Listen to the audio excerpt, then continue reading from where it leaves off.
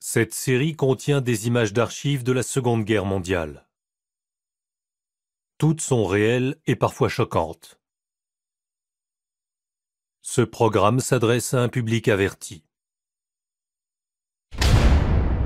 Grande-Bretagne, 1940. Ce pays tranquille s'apprête à vivre un véritable enfer. Dans cet épisode, nous retracerons la bataille d'Angleterre, au cours de laquelle la Royal Air Force affronte la puissante Luftwaffe allemande. Des épiques combats dans le ciel de la Manche, aux dévastatrices campagnes de bombardement visant directement des civils anglais. Ma grand-mère m'a dit de vite me rendre chez ma mère.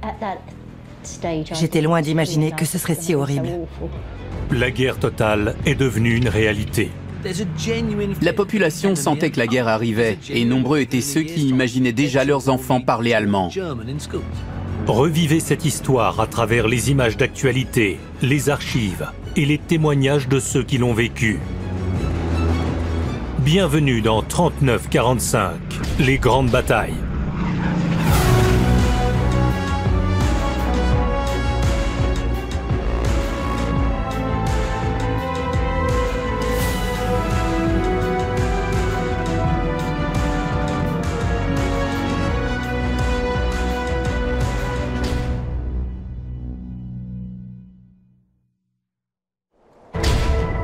Juin 1940. Voilà 10 mois que l'ancien Premier ministre anglais, Neville Chamberlain, a déclaré la guerre à l'Allemagne nazie. Depuis, Hitler s'est vu confronté à peu de résistance dans sa tentative de création d'un puissant empire allemand. Ses troupes ont conquis la Pologne, les Pays-Bas et la France. À Dunkerque, les forces britanniques sont contraintes de battre en retraite. Tandis que l'armée allemande se regroupe sur les côtes françaises, les Anglais s'attendent à être la prochaine cible d'Hitler. Je me souviens d'une chanson datant de ma jeunesse qui disait « Aujourd'hui, nous allons chanter une chanson. Aujourd'hui, nous allons boire du vin doux. » Et le refrain était « Den wir fahren, den wir fahren, den wir fahren gegen England », ce qui signifie « Nous irons nous battre contre l'Angleterre ».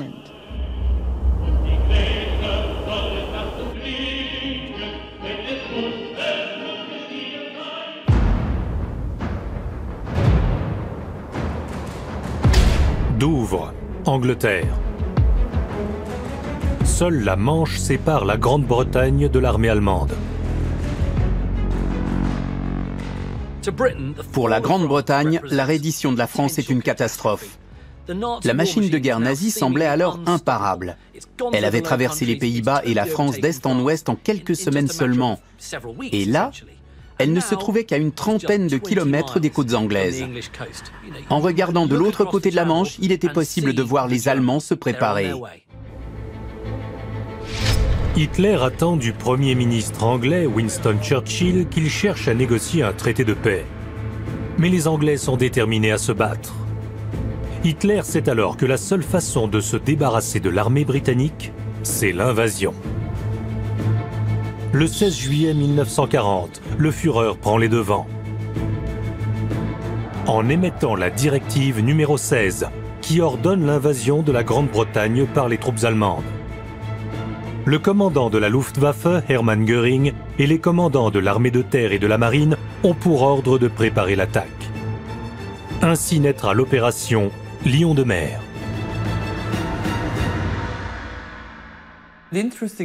L'opération Lion de mer, telle qu'elle est décrite dans les archives dont nous disposons, n'aurait jamais fonctionné. Les différentes branches de l'armée allemande percevaient la Grande-Bretagne de manière très différente. Göring, par exemple, pensait qu'il pouvait bombarder la Grande-Bretagne jusqu'à ce qu'elle se rende. L'armée de terre pensait « la Manche, c'est comme une grande rivière, il suffit de la traverser ». Alors que la marine pensait « c'est une très très longue traversée, et il dispose de sous-marins et de destroyers ». Personne n'avait la même perception, et celle de l'armée de terre et de l'air était erronée. Hitler et ses généraux savent que seule la destruction totale de la marine anglaise et de la Royal Air Force permettra l'invasion de la Grande-Bretagne.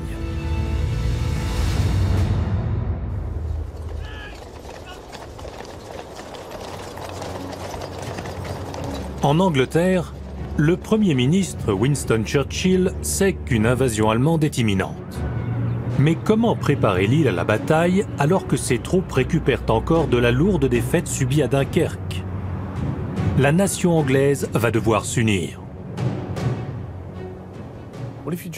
Si vous en jugez par les souvenirs, les écrits d'époque ou par les enquêtes d'opinion, la population s'attendait clairement à une invasion. Même si cette perspective semblait irréalisable, en réalité, les Britanniques se préparaient à cela. Je me souviens de l'invasion de la France, parce qu'on sentait que ça se rapprochait de nous.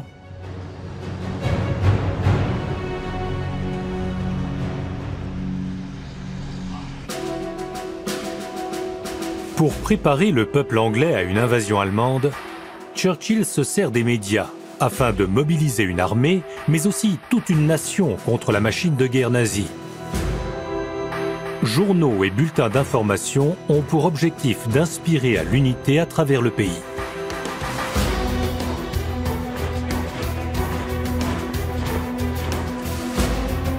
Les femmes participent à l'effort de guerre en acceptant des emplois traditionnellement réservés aux hommes.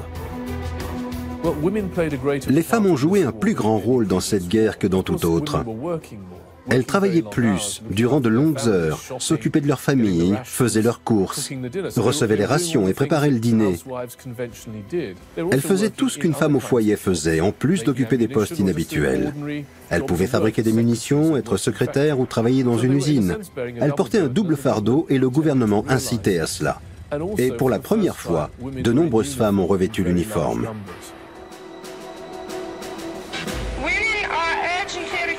For plotting duties. That is plotting enemy aircraft over the British Isles from reports received from the Observer Corps. These plotters play a vital part in the defense of this country. Tout le monde faisait quelque chose d'utile. Et moi, qu'est-ce que je faisais? Je faisais causette avec d'autres étudiants et vivais des amourettes. Un jour, j'ai compris qu'il y avait une grande guerre en cours. Dunkerque avait prouvé que nous n'étions pas prêts à combattre les Allemands. Et je devais aider. Alors je me suis engagée dans la marine. Les hommes britanniques aptes rejoignent l'armée, mais leur nombre n'est pas suffisant. Le gouvernement pense alors que jeunes et vieux pourraient également se battre pour le pays et lance donc un appel à la mobilisation de volontaires. Le 14 mai, Churchill demande un renfort de 150 000 hommes et à la fin du mois de juin, plus d'1 million de personnes ont répondu à l'appel.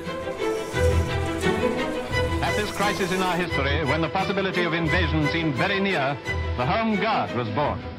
1.5 million volunteers were enrolled to stand guard against parachutists and fifth columnists, while regular troops prepared to defend the beaches. Des unités de la Home Guard ont même été entraînées au sabotage en cas d'invasion allemande. Si vous et vos compagnons ne faisiez pas de votre mieux dans chaque opération qui vous était confiée, les Allemands envahiraient votre pays, vos maisons, et détruiraient tout ce que vous vouliez préserver. D'où notre engagement et notre motivation. La peur d'une invasion était omniprésente. La population sentait que la guerre arrivait et s'en inquiétait. Nombreux étaient ceux qui imaginaient déjà leurs enfants parler allemand. Churchill sait que l'invasion allemande peut être empêchée en fortifiant la côte sud. Ses troupes vont y installer des points d'observation, des bunkers et des lance-flammes afin de renforcer les défenses anglaises. Le long du littoral, des barbelés sont érigés, des mines sont posées, des panneaux d'indication sont retirés en prévision de cette invasion. Les cloches des églises ne sonnent plus, car leur son serait le signal d'invasion du pays. Mais la priorité numéro 1 des Anglais est la protection du ciel. Le véritable effort de défense, commandé par le gouvernement, s'est concentré sur la construction d'avions et de canons anti-aériens, car l'invasion allait être empêchée par les airs. Tant que les Allemands ne battaient pas la Royal Air Force, aucune invasion n'était possible.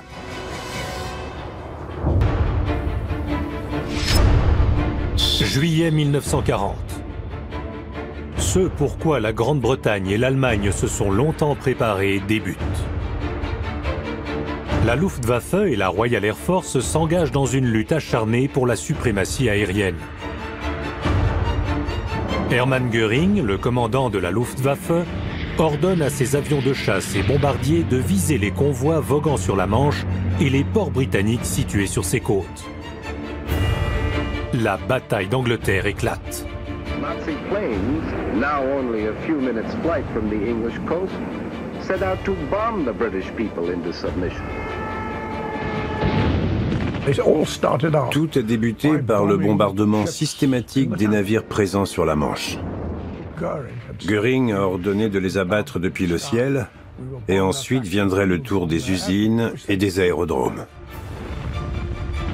Les avions de chasse allemands vont attaquer sans répit la côte sud-est d'Angleterre.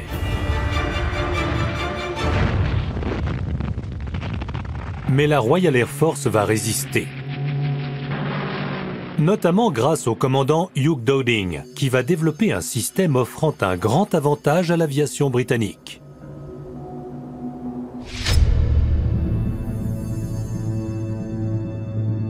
Le système de Dowding est composé d'un réseau de radars positionné le long de la côte anglaise. Les informations sur les avions ennemis en approche sont alors obtenues en temps réel et immédiatement transmises aux bases de la Royal Air Force se trouvant à proximité. Avion en approche. Les escadrons décollaient ainsi rapidement, ce qui donnait l'avantage aux pilotes anglais.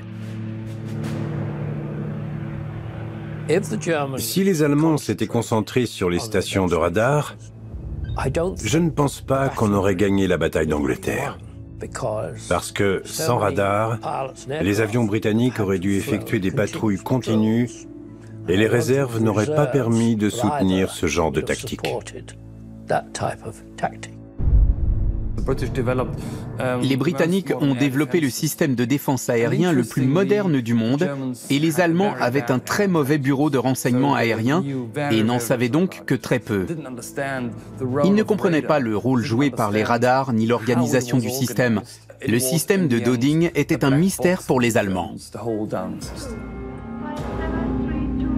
Nous nous sommes rendus compte que les escadrons d'avions de chasse de la Royal Air Force étaient contrôlés depuis le sol selon une nouvelle procédure. Car nous avions entendu leur commandement diriger avec précision les Spitfire et les Hurricane sur les formations allemandes. Pour nous, cette stratégie a eu un goût amer. Les Anglais sont très sournois.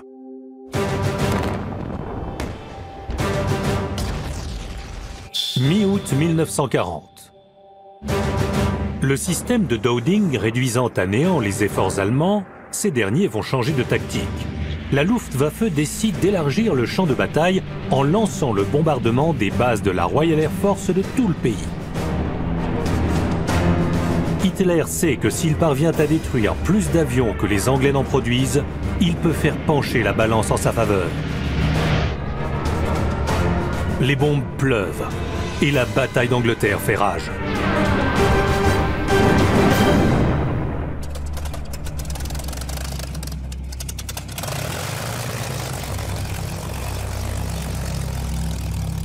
Ils venaient pour nous bombarder et notre boulot était de les en empêcher. Hogan avait pour habitude de mener l'escadron lors des attaques. C'était une tête brûlée. Au loin, on voyait ce gros nuage noir très menaçant. Mais c'était en fait une formation de 200 bombardiers allemands environ.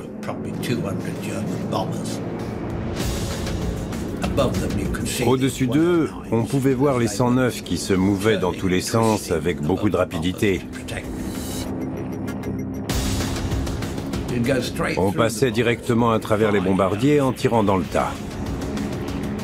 On était alors attaqué par ces 109 et c'était du 1 contre 1. Ensuite, on se rassemblait et on passait à une autre attaque.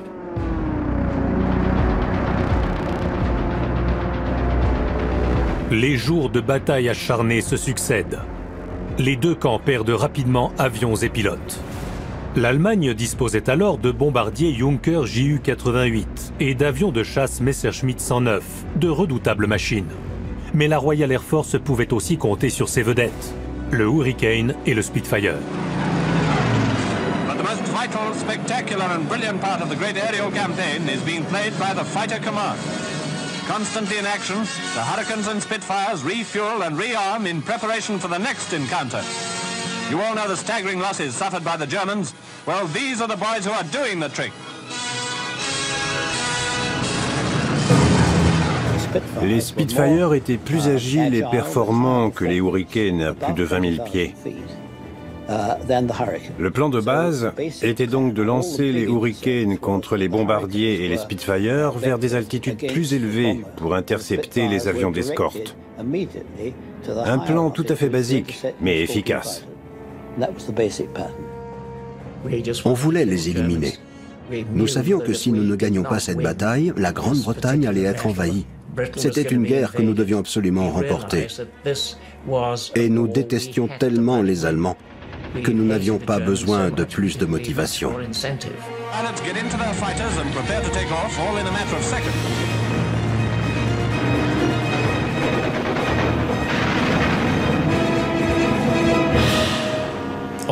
Je pilotais un Hurricane et je me suis placé derrière un Ju-88 qui m'a vu arriver.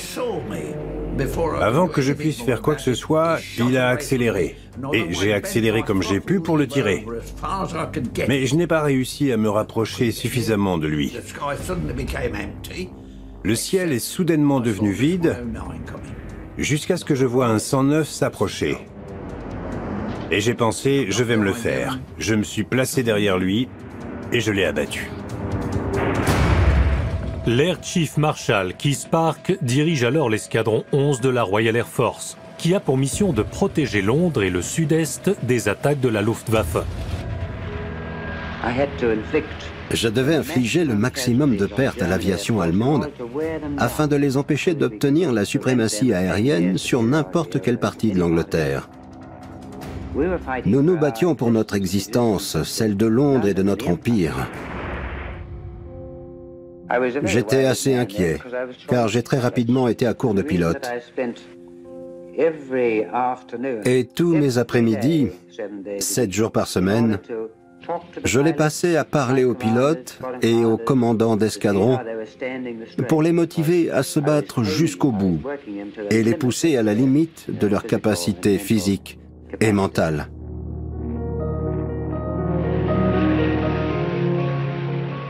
Nous avons perdu beaucoup de monde au sein du 249e escadron. 8 morts et entre 15 et 20 personnes gravement touchées par des brûlures à la suite des combats.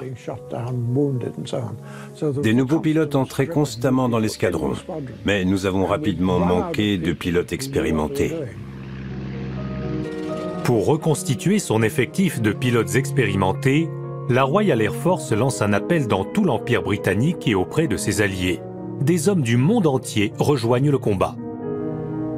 Il n'y a absolument aucune envie d'héroïsme dans mes motivations.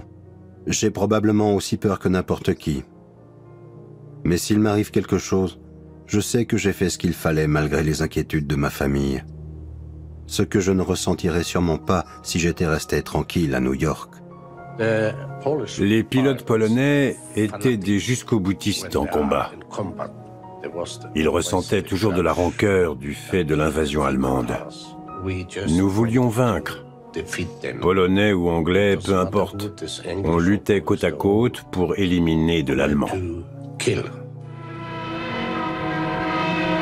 La bataille aérienne mène ses participants aux limites. Les pilotes de la Luftwaffe parlent de fatigue intolérable, ou Kanalkrankheit, soit maladie de la Manche française. C'était la première grande offensive aérienne de la Luftwaffe et les pilotes se battaient en terrain ennemi. Donc, si un avion était abattu, son pilote tombait sur le sol anglais ou plus probablement dans la Manche. Pour un pilote d'avion de chasse équipé d'un seul moteur, survoler la mer était quelque chose de très stressant mentalement. Le principal handicap des monoplaces ME-109 était leur courte autonomie. On m'a dit plus tard que, suite à la bataille d'Angleterre, les rives du nord de la France étaient jonchées d'épaves de ce modèle, qui n'étaient pas allés plus loin que le sable de la plage.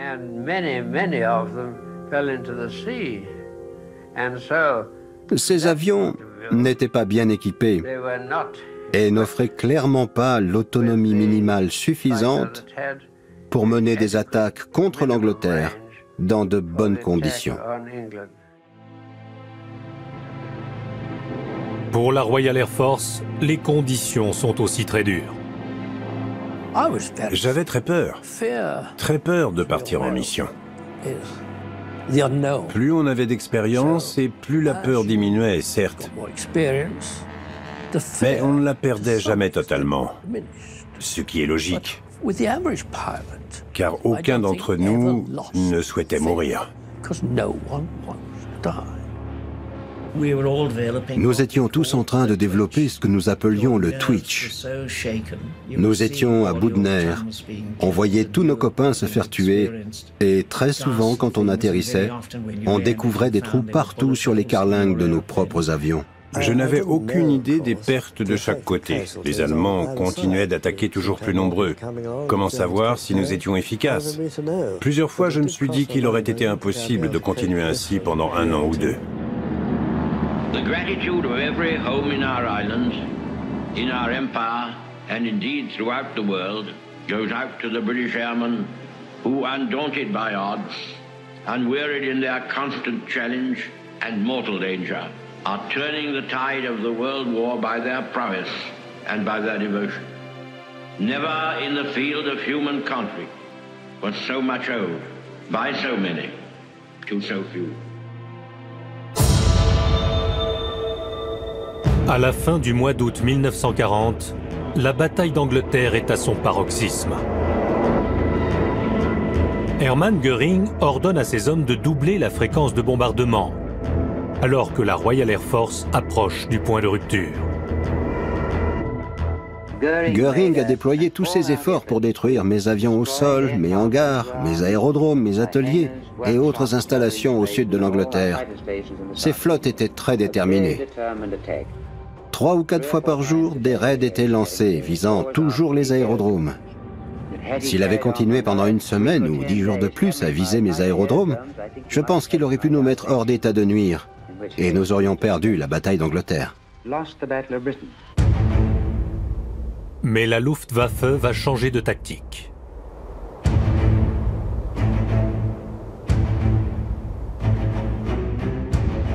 Le 24 août, les bombes allemandes tombent pour la première fois sur l'est de Londres. Hitler fait évoluer sa stratégie. L'Allemagne cible maintenant les infrastructures et l'industrie britannique, ainsi que les zones fortement peuplées. La bataille d'Angleterre ne s'est pas terminée pour laisser place à la stratégie du Blitz. Les deux ont fusionné.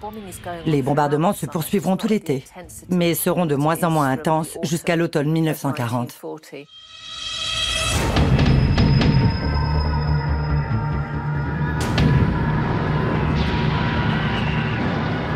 London, which began with strong forces of Nazi bombers attacking the capital at night, led to a big fire on the waterside early in the onslaught.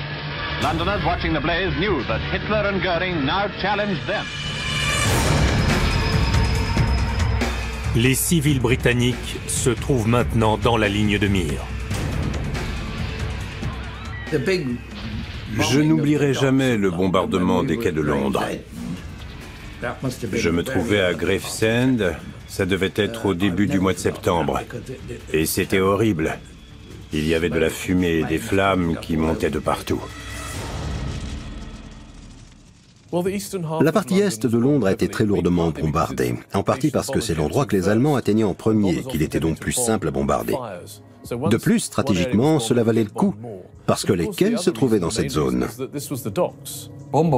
Les pilotes de bombardiers de chaque camp faisaient tout simplement leur travail en obéissant aux ordres de leurs supérieurs. Les pilotes allemands pouvaient toujours dire qu'ils n'étaient pas en train d'attaquer les civils, mais les quais. Ils attaquaient le cœur économique de Londres. Et le cœur économique de Londres est le cœur économique de la Grande-Bretagne. Et la Grande-Bretagne, c'est l'ennemi.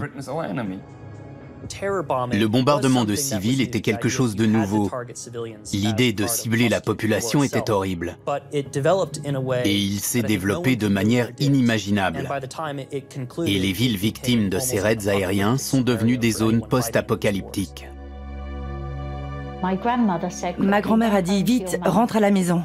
Ta mère va se faire du souci. » Alors j'ai couru à la maison. Ma mère pleurait.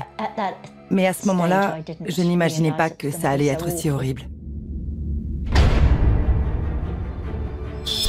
Le 7 septembre sera surnommé le Samedi Noir. La Luftwaffe va bombarder Londres pendant toute une nuit. Le Blitz vient de commencer.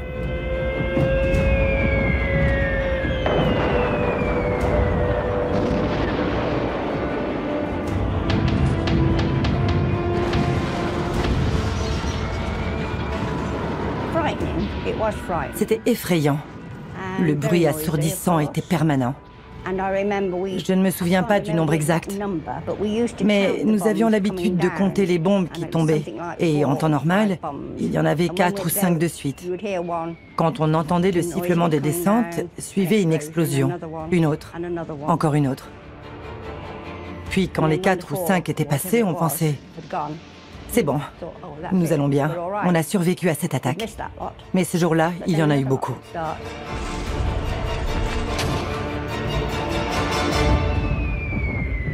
Le vol d'approche de Londres était effrayant à bord de nos appareils.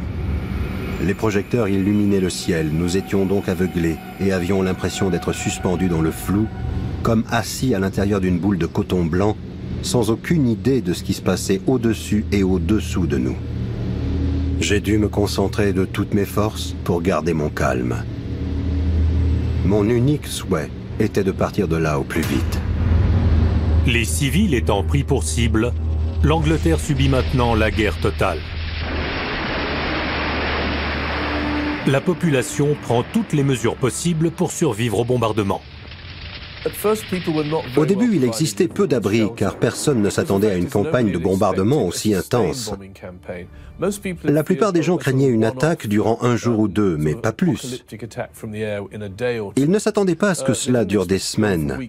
Le gouvernement ne s'attendait pas non plus à devoir fournir des abris dans lesquels des centaines de milliers de personnes pourraient se réfugier pendant de longues périodes. Don't stand staring at the sky, take cover at once. But don't rush, take cover quietly, then others will do the same. If your home is within 5 minutes, go there and take shelter. Above all, don't stand staring at the sky, take cover. Les personnes disposant de jardins utilisaient les abris Anderson fournis par le gouvernement. Ils ont construit des abris anti-aériens dans la rue. C'étaient des rectangles de briques dans lesquels les gens s'abritaient. Je ne sais pas s'ils étaient solides, mais si vous aviez un jardin, vous pouviez faire une demande et le gouvernement vous donnait un abri Anderson qui ressemblait à un abri de tôle ondulée que vous deviez enterrer à moitié dans le sol. Il résistait pratiquement à tout.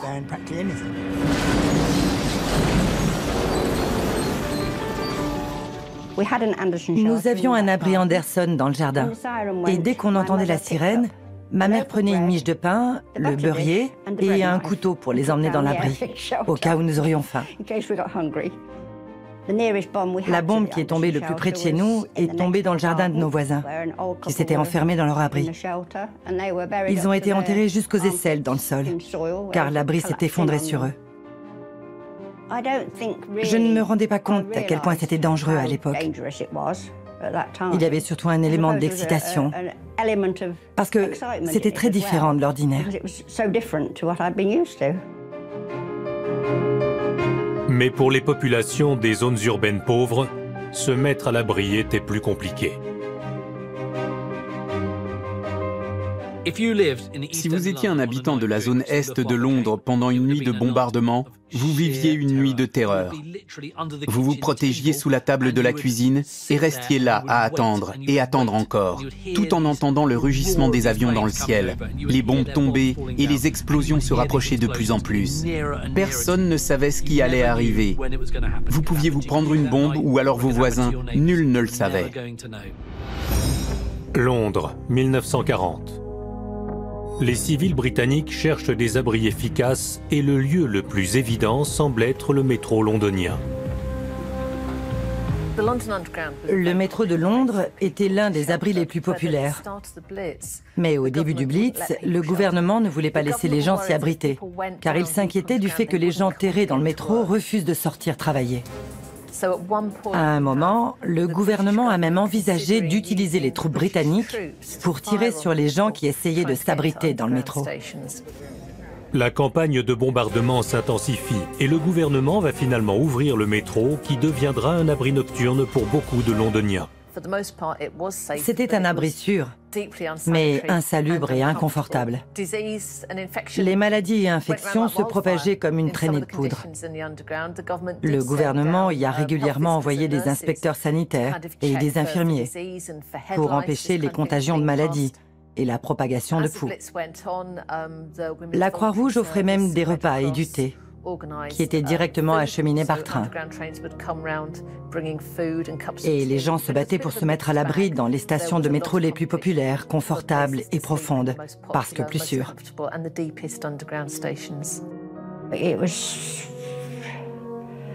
Le refuge communal n'était pas très agréable. Il n'était équipé que pour accueillir 100 personnes. Il y avait des couloirs avec des bancs de chaque côté. Je ne me souviens pas qu'il y ait eu des toilettes ou quoi que ce soit de ce genre. Nous avions l'habitude de faire la queue pour y entrer. Un jour, une station a été bombardée et ils ont pensé que ça avait endommagé le métro. Mais tout allait bien, nous avons pu nous mettre à l'abri. Les bombes allemandes continuent de pleuvoir nuit après nuit, détruisant ainsi une grande partie de Londres.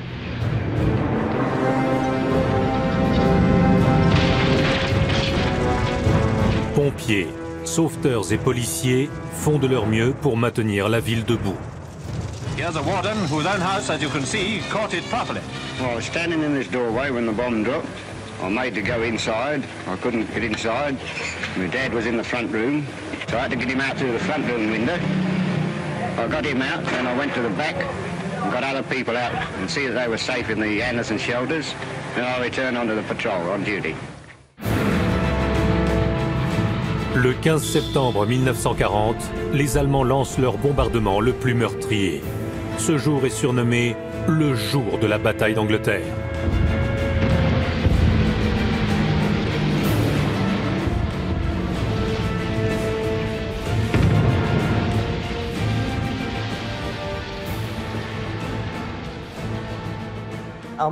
Le jour de la bataille d'Angleterre coïncidait avec celui de mon 13e anniversaire. Et nous avons passé toute la journée dans l'abri anti-aérien à chanter pour ne pas entendre les bombardements. Et le pire est arrivé, une bombe a explosé.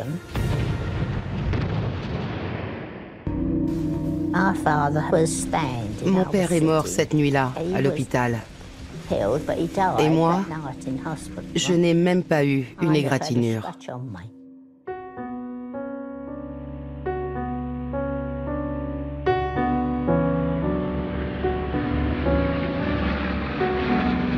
J'ai survolé Londres 23 fois pour y larguer mes bombes. Il n'y avait aucun ciblage précis ni but stratégique. Je me suis souvent senti mal à ce sujet. J'ai été envahi de regrets. Mais j'ai fait ce pourquoi j'avais été formé à faire, et l'ai bien fait. Chaque bombe était une victoire pour moi, et surtout pour l'Allemagne. En Allemagne, le bruit de la victoire imminente contre la Grande-Bretagne commence à se propager. Les Britanniques avaient voulu la guerre, et ils l'avaient, nuit après nuit, comme l'avait dit Goebbels.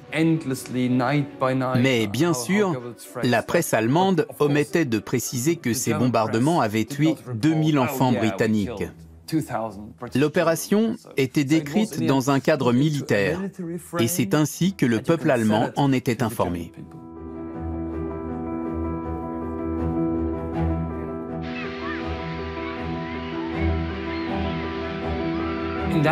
Entre la reddition de la France et le début de l'opération Barberousse, l'attaque allemande contre l'Union soviétique, les Allemands vivent une période de paix, y compris les soldats. Les rations étaient abondantes, il y avait des cinémas, des théâtres, la radio, la culture était vivante. Des soldats allemands revenant de France disaient même qu'ils retourneraient bien à Paris, car c'était un peu comme des vacances. L'ambiance générale était à la victoire. Ils avaient battu la France et bientôt la Grande-Bretagne. La guerre était sur le point de se terminer.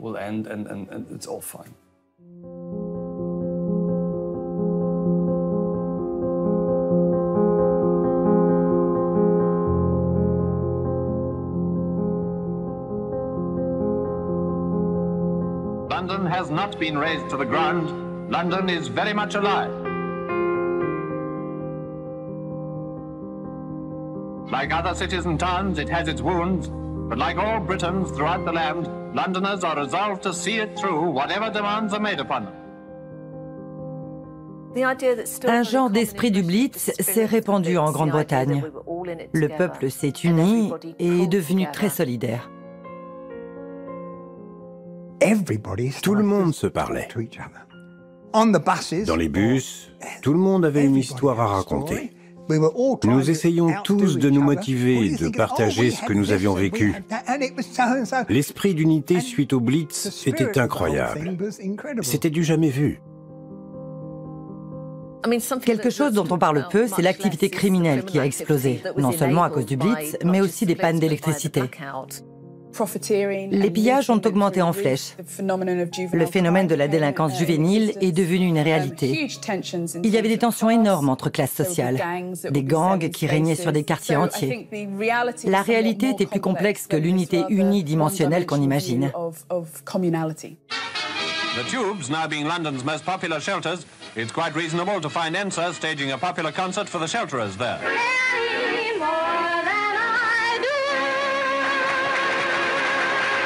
And the good chorus was enjoyed by all. Churchill et Hitler se posent alors la même question. Combien de temps Londres va-t-elle encore tenir? La Luftwaffe continue d'essayer de mettre la Grande-Bretagne hors d'état de nuire. Mais la bravoure des pilotes de la Royal Air Force empêche encore l'Allemagne de triompher complètement. Jamais je n'oublierai ce jour où j'ai traversé Londres en métro. J'y ai vu des centaines de personnes allongées sur les quais en train de dormir. Il y avait surtout des femmes âgées et des enfants. Plus d'une fois, ces vieilles dames se sont levées en me voyant passer avec mon uniforme de la Royal Air Force. Elles me prenaient par le bras et me disaient « Continuez les garçons, continuez !»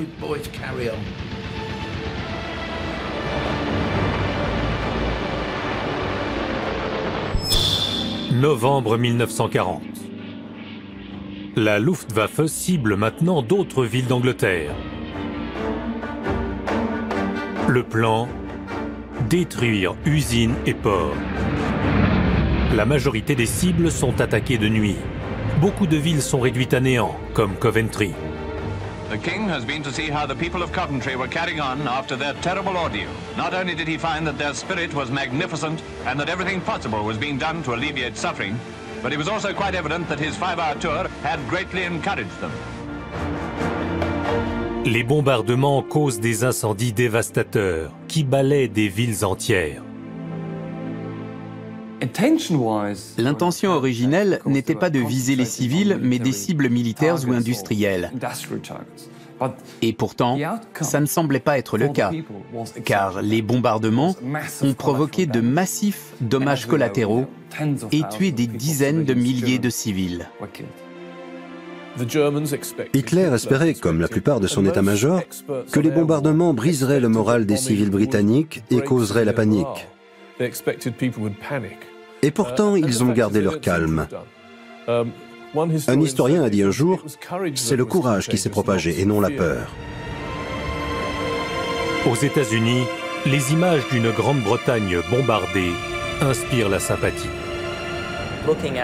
En voyant des gens qui leur ressemblent et parlent la même langue subir ce genre de drame, il est naturel que les Américains aient éprouvé une grande empathie pour leur sort. Bien que neutre, les États-Unis souhaitent venir en aide aux Anglais. Le président Roosevelt va fournir armes et vivres à la Grande-Bretagne par le biais de son programme de prêt-bail. Our gratitude goes out to the United States, where 50% of their aircraft manufacture has been switched to making planes for Britain. This was the decision of President Roosevelt, who has broken precedent by securing election for a third term. Printemps 1941. Après 8 mois de bombardements intensifs, la Grande-Bretagne ne courbe toujours pas l'échine. Hitler comprend alors que la suprématie aérienne n'est pas envisageable et la bataille d'Angleterre arrive enfin à son terme. L'opération Lion de mer est annulée et les ressources de la Luftwaffe sont mobilisées ailleurs. Malgré le carnage et les pertes en vie humaine, pilotes de la Royal Air Force et de la Luftwaffe partagent un respect mutuel pour leurs ennemis.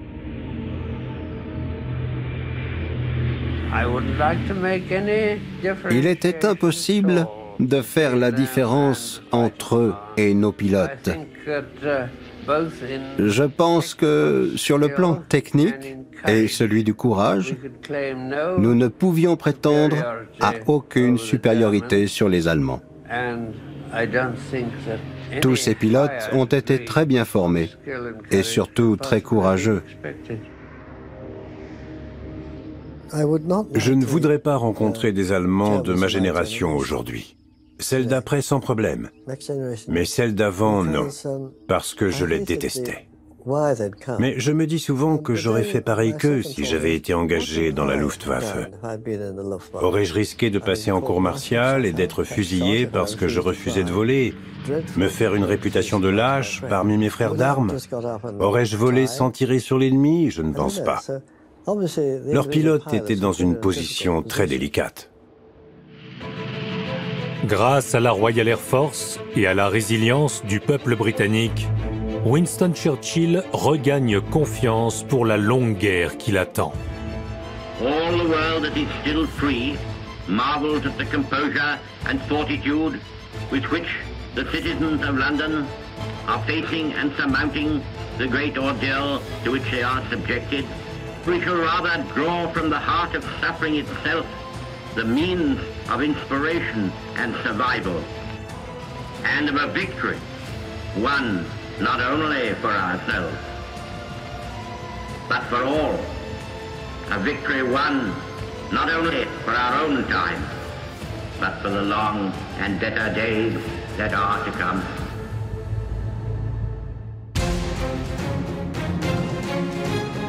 Partout en Grande-Bretagne, les villes sont en ruine. Pendant que la population britannique entame la reconstruction, Hitler projette de faire plier la Grande-Bretagne une bonne fois pour toutes. En effet, s'il parvient à couper les lignes de ravitaillement maritime, l'effort de guerre britannique sera vain. Il cible donc les convois de ravitaillement qui traversent l'Atlantique avec une arme fatale, dissimulée sous les vagues.